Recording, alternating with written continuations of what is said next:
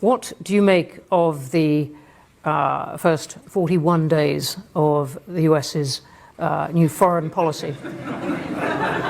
Is it good for India? Is it good for the world? Well, it's interesting.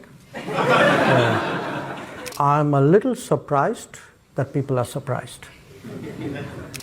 What do you make of the first 41 days of the US's new foreign policy?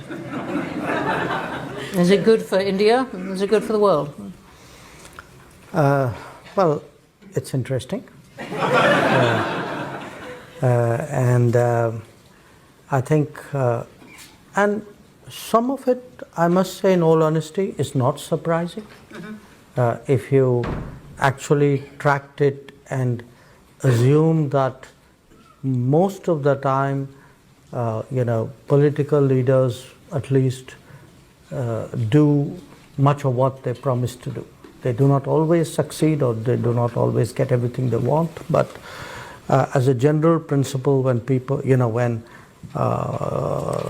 political forces or political leaders have an agenda, and particularly if it is one which they have developed over a fairly long period of time and have been very articulative and passionate about it, then I think much of what we have seen and heard over the last few weeks was to be expected. So I'm a little surprised that people are surprised.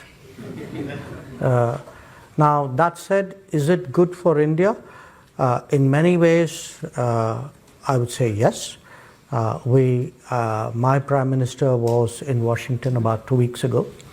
I had accompanied him. I was myself there for the presidential inauguration.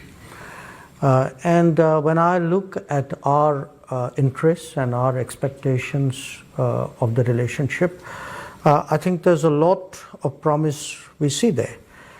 Conceptually, I think we see a president and an administration which, in our parlance, is moving towards multipolarity.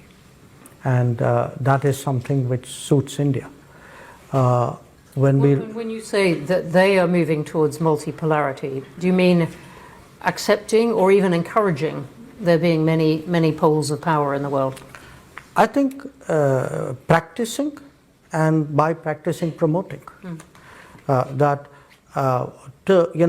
1945, one tends to think and talk about the United States as US and the Western world.